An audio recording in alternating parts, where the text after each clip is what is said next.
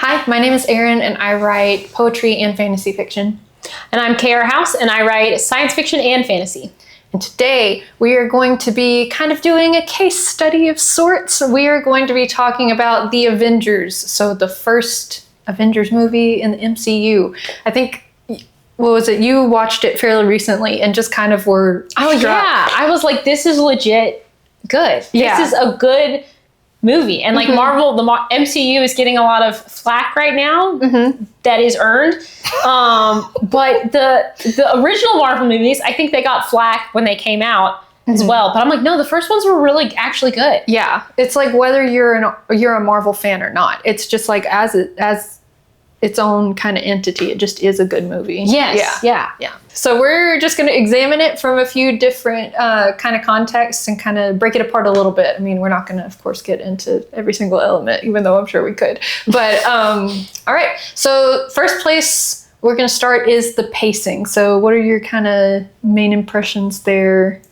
I think it felt fast paced, but like it still had time to breathe.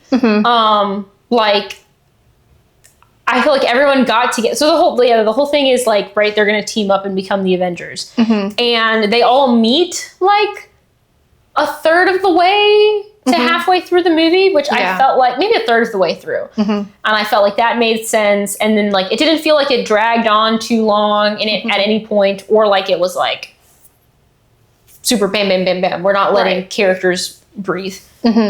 Yeah. And I think, I mean, it is different because it is part of a bigger story. It's like you do have a more fleshed out introduction to most of those characters in different movies. Like you've got 5 movies of setup essentially. But then with this one, it's like in that pacing, they still give you enough information to follow it if you haven't seen those. But one thing that those, like the fact that those movies exist has an effect on the pacing, I thought, because like there is no setup as far as like the plot within the Avengers movie. It's like the conflict happens immediately, like in the very first scene. I don't know, I just thought that was really interesting. But like you said, it does like move quickly, but it has time to breathe. Like everything has like its full moment. It's not like like something happens and they just don't address it. It's like, I don't know, they kind of react to all of it. I thought another thing that was interesting, what you were saying about all the characters meeting each other, is they connect them together. It's like they have like Hawkeye gets like turned to Loki's side, and then the next person they talk to is Black Widow, and what pulls her in is the fact that happened, and then they send her to go get Banner, and then it's, I don't know, I just thought it was like they integrated it all really interestingly. It feels like every character has a reason to be there. Like it's not just like, oh, we have the rights, so we got to put this character in here. It's like the characters are all there and invested in the plot. Yeah. Another thing on the note of pacing is the plot is really not very complicated. It is very clear what the conflict is, who the people are they're trying to take down, and they don't, I mean, there are other elements, like it has a lot of depth, but they really don't like oversaturate it with different things. Yeah. Like before we started filming, we were talking about other Marvel movies, and I'm like, the Avengers, you can describe it pretty simply. It's like, okay, Loki has this power and is trying to open an alien portal, and like they have to overcome their differences to stop him. Like it's very straightforward. Whereas like I was thinking of like, okay, Ant-Man Quantumania, and I was trying to explain it, and Erin hasn't seen it, and I was like, I don't even know if I can explain what happens in Ant-Man Quantumania. Like they get like sucked in to the quantum verse accidentally, and it turns out there's this stuff happening down there, and then it turns out this other guy is there, and then like this.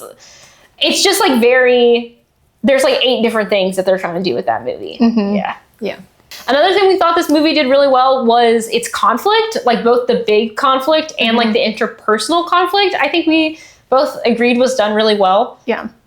And they don't spring anything on you either. Like they make it clear, because you've got like, everybody has their own stuff they're trying to overcome in the movie, but then they also have their like conflicts between each other. Like you've got Tony Stark and Steve Rogers, like through the whole thing, are just like at each other's throats. Like, I can't stand you. Like it's well, maybe not through the whole thing, but it's a very strong element like of the conflict. So you have all those like within each person and interpersonal, and then you also have like, okay, Loki's trying to take over the world and do what Loki does, and then you also already know that Loki is also like he's serving somebody else. They don't reveal who that is necessarily in the middle of the movie, but he has that little like commiseration with the other people or something like that. So it's just like there are a lot of elements, but they don't bog it down and they tell you what they are like really early. And the council. Yes. Like, Nick Fury has an ulterior motive the whole time, and that other people are trying to make him do something he doesn't want to. Yeah, every character has very clear motivations. Which again, like, if you tell, I didn't like Ant-Man Quantumania, but like they introduce this guy. His name isn't. I don't remember who he's supposed to be, because I know there's MODOK in the comics. But MODOK is in Quantumania. But I don't think it's MODOK. I think it's a different wide-faced little guy. You can't have too many of those. Who? Oh, yes, he is MODOK. But he doesn't act at all like MODOK. Okay, so he's like, do you want spoilers? I think it's been spoiled. I've just forgotten. Okay, so spoilers for Quantumania. At the end of the first Ant-Man, that guy who's the yellow jacket gets sucked into the quantum race. Turns out he gets all squished in getting sucked down there, and now his face is giant, and he's got a tiny little body, and he's MODOK. But like, his motivation is unclear. Like, he's kind of, they use him as like this silly little guy. And it's not clear what he wants or like why he's doing it. Like he is kind of a villain, and then at the end, the Ant-Man's daughter is like, "Don't be such a jerk," and he's like, "You're right, I shouldn't be a jerk." So like his motivation is like, that's a little bit of an oversimplification. That's basically what happens, and like his motivation is not clear. And I do think you make a good point of how like in the Avengers, like we know what each of them want. Thor wants to take Loki back to Asgard. Nick Fury is trying to do stuff with the Secret Council. Iron Man is trying to be a hero, but also always has to look like the best guy because he's really arrogant. Yeah. Steve Rogers is trying to be... He's just trying to like... He's having an identity crisis. Yes. But he's just trying to keep moving. He is, yes. He's trying to do the right thing and not think about how everyone he knows is dead and gone. Yeah. All right. Our next element is the overall humor and tone. I think Marvel has definitely developed its own brand of... We're going to have a really serious moment and then undercut it with a joke. Because that's what we are, is funny. So what do you think about the Avengers in light of that? So when I watched this again somewhat recently, I was surprised by how serious it was and like how seriously the narrative took the characters like suffering and like their conflict. Because like, again, when Iron Man is being a jerk and Captain America is annoyed with him, like, they don't then make a joke about Captain America being a stick in the mud like Iron Man does. Like, but it's not like the atmosphere isn't, oh, this is funny. The atmosphere is these guys don't like each other. Yeah. And then like, like it's just, there's some really serious moments. Like even when the Hulk escapes and Black Widow like falls to the floor and like that stuff kind of lands on her, like she looks like seriously hurt and she's like struggling to, but she's like, she's going to get up anyway because that's the kind of person she is. Yeah. And you're like, oh wow, they're treating these moments with some serious weight and gravitas. Yeah.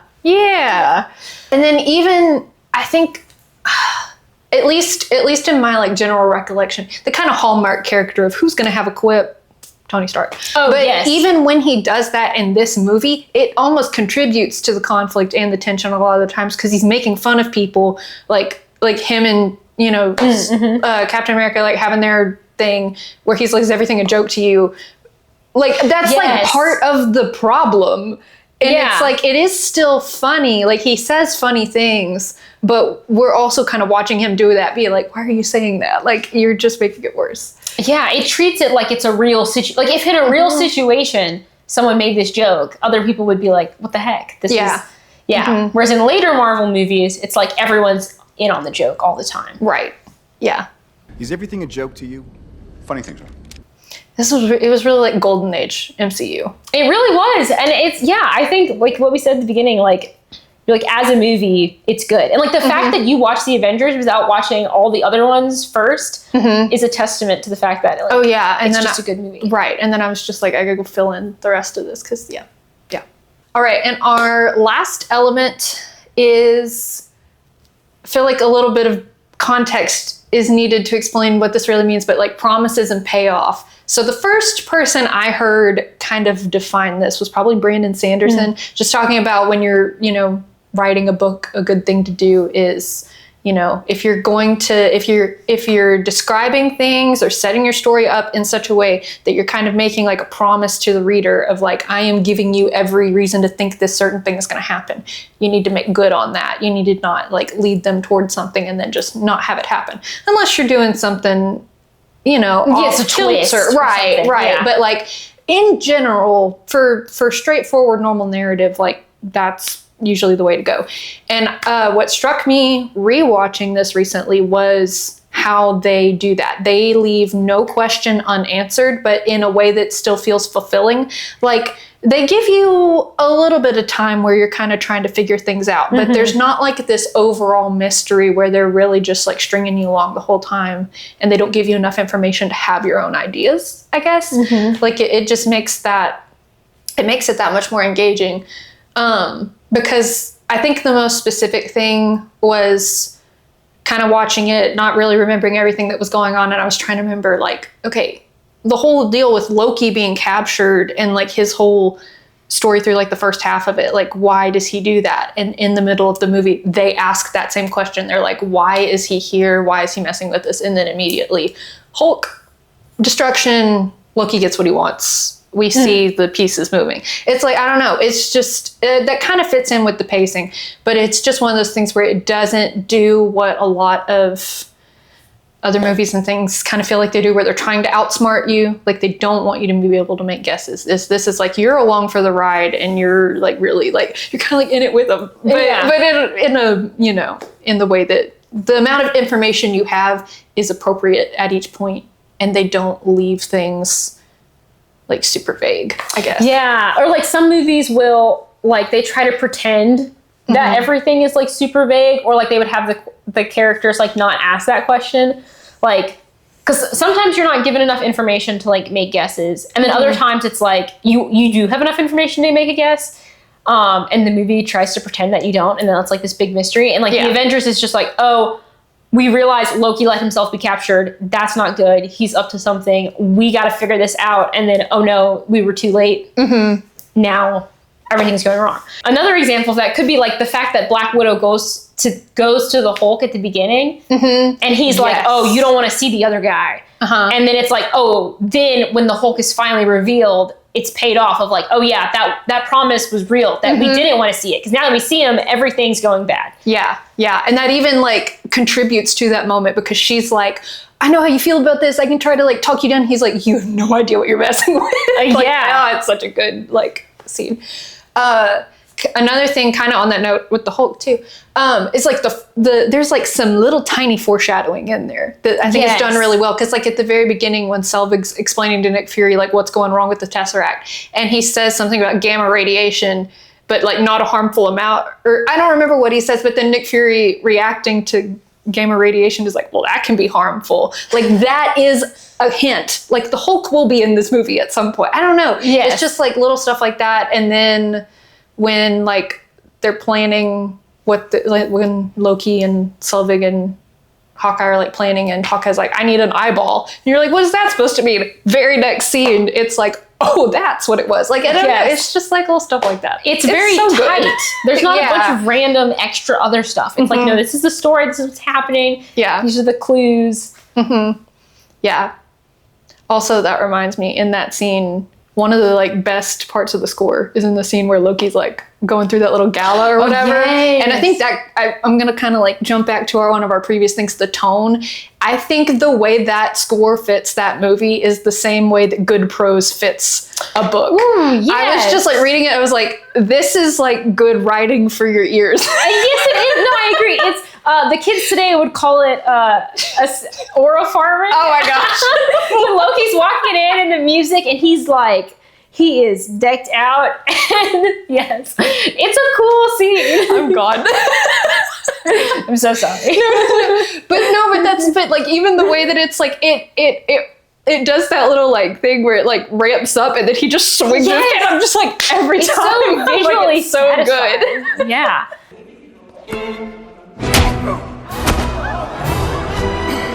No, it's just well done in every, like you can tell they paid a lot of attention to detail. Yeah.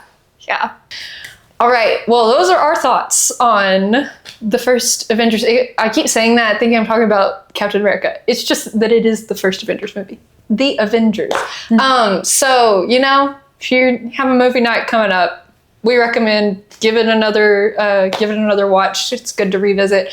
If you have any other thoughts about this movie, anything we didn't cover that you think was well done, or if you have any critiques, you know, we might wait a second before we reply to them. I'm just kidding. But we would love to hear those. If there's another kind of similar movie that you think is like underrated and really, you know, does these things well, we'd like to know that too. Yeah. I feel like Avengers isn't under popular, but I do feel like it's underappreciated. Like people write it off. Yes. As like a dumb superhero movie. And it's not. It's really not. It's incredible. All right. Well, thanks for watching. We'll see you next time. Bye.